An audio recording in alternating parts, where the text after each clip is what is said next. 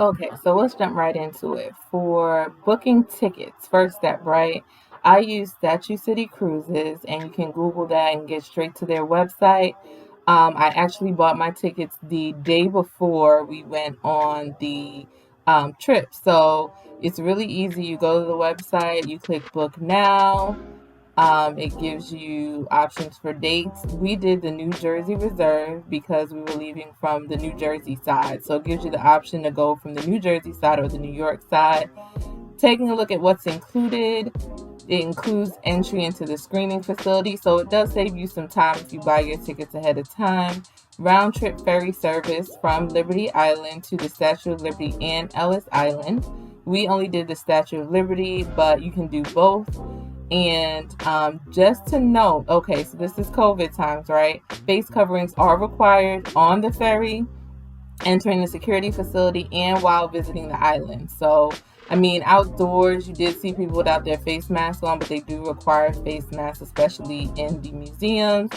Children under 17 need to be with an adult. And then if you do want to do both islands, you can't do a 2 or 3 p.m. boarding time. So just be mindful of that. But they do give you a lot of times to choose from. You click right here to book. You pick your date, pick your time, and then you pick your ticket. Adults are $23.50, children 4 to 12 are $12, and then seniors over the age of 62 are $18. So it's not the most expensive. It was really kind of an affordable little excursion for us to do in New York.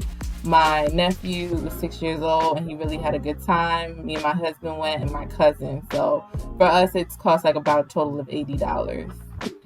So this was footage from the parking lot. It was easy to get to from Newark, New Jersey.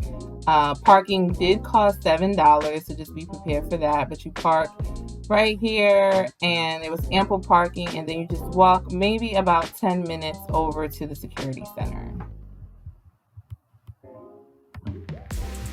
So this is just some footage of the walk from the parking lot to the Welcome Center and Security Center. Try to pick a nice day because you do have to do some walking. This is the Welcome Center. It really was not crowded at all. And you just walk through this in order to get to the Security Center where they do screening and collect your tickets. So if you already have your tickets, you can just follow the sign to where it says departures. So this is the security screening. It was pretty fast. I would say 5 minutes and we were through.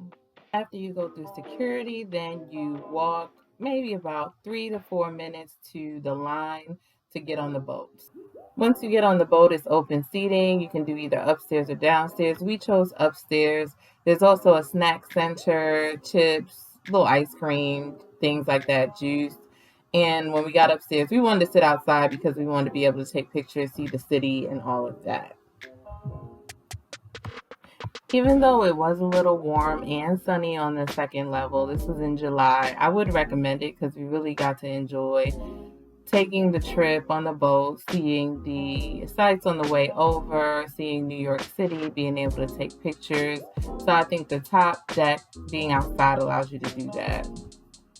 As you can see here, I was really able to get some great shots of the Statue of Liberty being on the top outside portion of the boat. So if you want to get some great pictures, definitely do that. Also, when you get on the island, you'll be able to take great pics. These pictures were actually on the island. You can't go up inside the Statue of Liberty anymore, but you can get close enough to get some great pictures. So if you don't get them on the boat, you can get them on the island. There's a loop walkway that goes around Liberty Island and you can look out into New York City, see the sailboats, and once you get off of the boat, the ferry boat, and you walk around, you can really see everything. Take pictures in front of the Statue of Liberty, and it leads you all the way around to the Liberty Island Museum.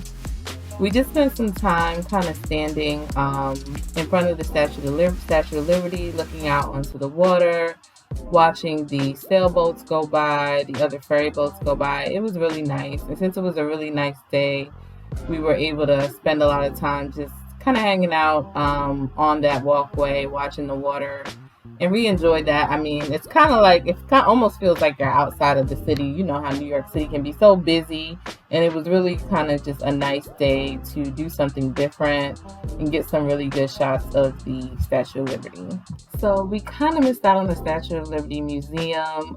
They have this great lemonade on the island that we all bought because we were thirsty, and they don't allow the lemonade in the museum. So we had just bought it. We really didn't want to throw it away.